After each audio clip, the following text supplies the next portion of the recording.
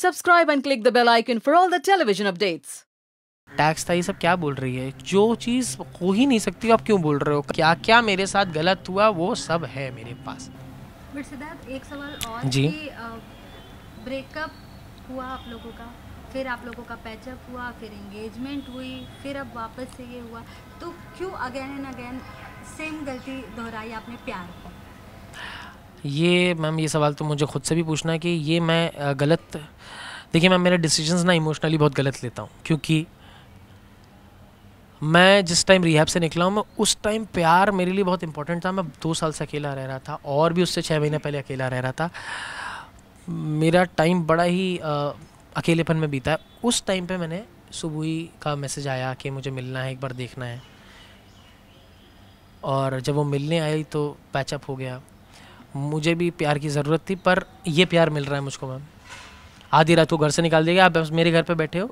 ये घर जो है अभी मैंने लिया है रेंट पे, और मुझे कोई आपत्ति नहीं है मैम। मुझे बस इतना होता है कि अभी भी मैं काम ही कर रहा हूँ, और ये इसने ऐसा बोला है कि मैं फाइनेंशियल क्राइसिस में था। इन्होंने अब तो ये भी बोल दिया कुछ 70-80 लाख का टैक्स था। ये सब क्या बोल रही है? जो चीज़ हो ही नहीं सकती आप क्यों बोल रहे हो? कल को लीगल प्रूफ्स निकल आएंगे, अच्छा नहीं लगेगा, सब कुछ ख़राब हो जाएगा, आपका झूठ निकल आएगा सामने। और अगर है इतना कर्जा तो मैं यहाँ क्यों बैठा हूँ?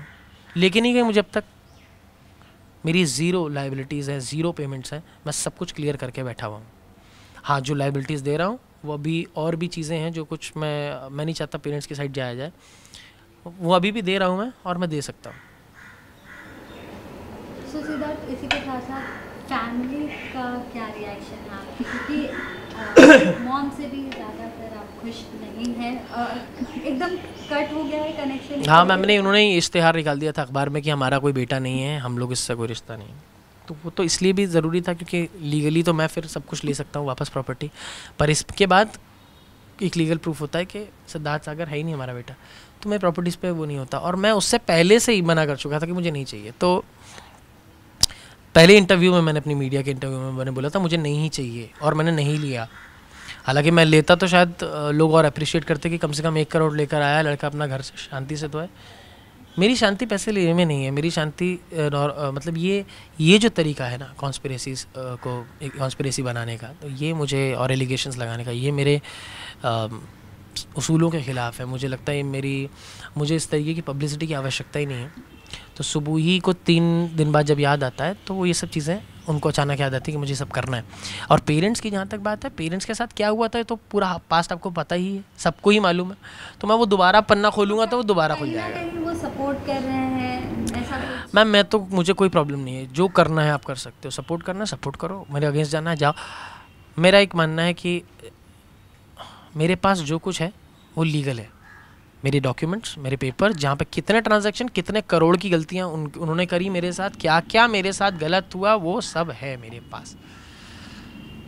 तो सिद्धार्थ, बीइंग एन आर्टिस्ट और बीइंग एन एक्टर, कितना ये सब चीज़ें अफेक्ट करती है? बिकॉज आपको खुश भी रहना होता है, आपको अपना काम भी करना होता है, और आपको उतना ही ध्यान देना होता है कि आपके फैंस, जो आजकल सोशल मीडिया का जो क्रेज़ है जिस पर आप 24/7 कहीं ना कहीं एक एक्टिव होते हो, आपके हर एक पोस्ट को जज किया जाता है कि आप खुश हो, आप हैप्पी हो, आप नहीं खुश हो। तो क्या कहना चाहेंगे उस चीज़ को लेकर कि कितना अफेक्ट करती है लाइफ में ये चीज़ें? मैम, मुझे लगता है कि जब आप, ऑडियंस बहुत स्मार्ट है, लोग बहुत स्मार्ट हैं, उनको सब समझ में आ जाता है। जब अभी एक्चुअली स्टोरी एक ही साइड की पता है, मेरी साइड की स्टोरी मैंने रिवील ही नहीं की थी। मुझे लगता है कि उनसे बड़ा जज भी कोई नहीं है, उन्हें सब कुछ पता चल जाता है एक पोस्ट से।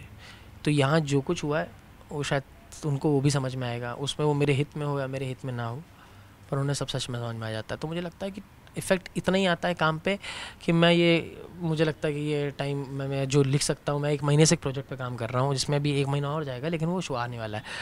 पर मुझे लगता है कि अगर ये जो चीज़ों में टाइम वेस्ट होता है, ये मेरे को थोड़ा सा अफेक्ट करता है। लोगों के लिए मुझे नहीं कभी इतना होता, क्योंकि मुझे लगता है कि लोग बहुत समझदार हैं, वो किसी को जज नहीं करते। उन्हें अगर सच पता चल जाता है तो या तो ढूंढ लेते हैं या वो समझ जाते हैं क्या गलत है क्या सही है।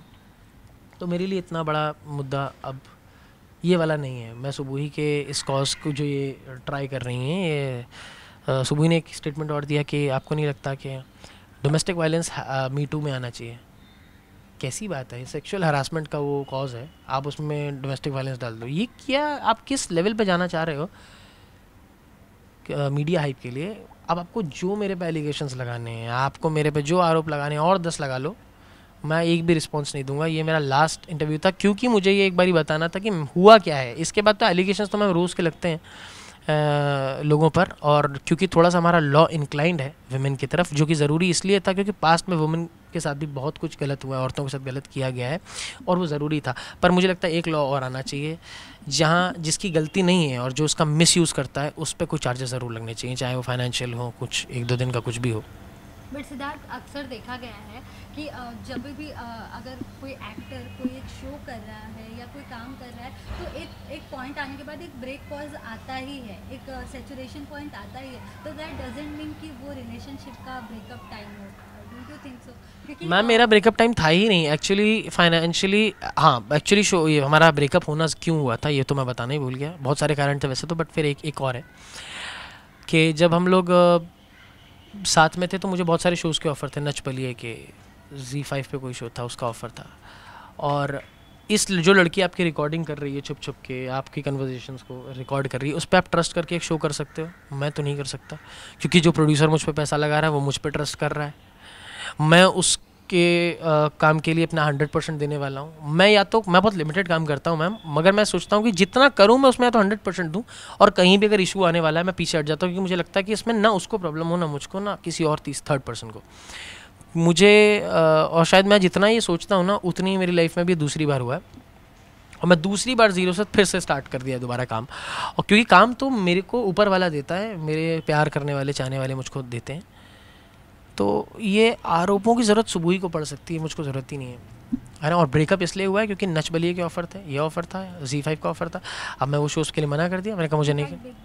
बिग बॉस था, मैंने मना कर दिया ये सब शोज़ के लिए, क्योंकि मुझे यही नहीं पता मैं जिसके साथ जा रहा हूँ वो वहाँ जाके क्या बोल देगा मेरे बारे में, और उससे ख़तरनाक और बेकार कुछ नहीं हो सकता। क्योंकि मैं गेम प्लेयर नहीं हूँ, मैंने स्प्लिट्सविला नहीं खेला, मैं स्प्लिट्सविला की क्वीन रही है वो, तो उनके ऐसे 7 रिलेशनशिप्स रहे हैं, उनके सबके बारे में है, वो लड़का कौन था, कहाँ रहता, सब डिटेल्स आपको गूगल पे मिल जाएंगी। मेरा ये पहला रिलेशनशिप था, और पहले भी मेरा रिलेशनशिप इसी के साथ था, इंगेजमेंट भी मैंने इसी के साथ किए, और इसके बाद मैं थोड़ा सा घबरा गया हूँ, मुझे नहीं चाहिए ये सब लाइफ में थोड़ा। तो क्या ऐसा कहा जा सकता है कि आप दोबारा सिद्धार्थ प्यार में नहीं पड़ेंगे? पता नहीं, अभी तो मुझे अभी ये इस वक्त तो नहीं है जोन में, पता नहीं मैम। मैं इमोशनली बड़ा वीक हूँ, और पिछले 2 साल में और ज़्यादा हो गया हूँ, पिछले 3 साल में ज़्यादा हो गया हूँ। और जहाँ तक बात है गुस्से की, ऑब्वियस बात है, कहते हैं कि गुस्सा आता है सिद्धार्थ को, आप चिल्ला के कुछ फेंकोगे मेरे ऊपर तो मैं क्या करूँगा उस वक्त? आप चौक करके कहोगे नहीं जाने दूंगी। अब मारते टाइम, भागते टाइम मेरे सर जिसमें जो भी आपको लगा हो, मेरे को तो पता भी नहीं आपको कहाँ लगा, क्योंकि आपने तो जिस तरह मारा मुझे मैं कह रहा हूँ सांस नहीं आ रही है, सुबह ही मेरे को सांस नहीं आ रही है, नहीं जाने तो मैं इस तरीके की आपकी हालत है, जानवरों जैसे आप व्यवहार करते हो, तो मुझको लगता है कि फिर आप क्या करोगे भागने के लिए? और if self defence is domestic violence then I am guilty. 3 बार मेरे इंसिडेंट्स हैं, और तीनों बार में मतलब एक बार सेट पे है जब डॉक्टर आया था, दूसरी बार जब मैं MG रोड के हॉस्पिटल में गया था, और तीसरी बार ये जब इन्होंने हॉस्पिटल पुलिस केस का काम किया था।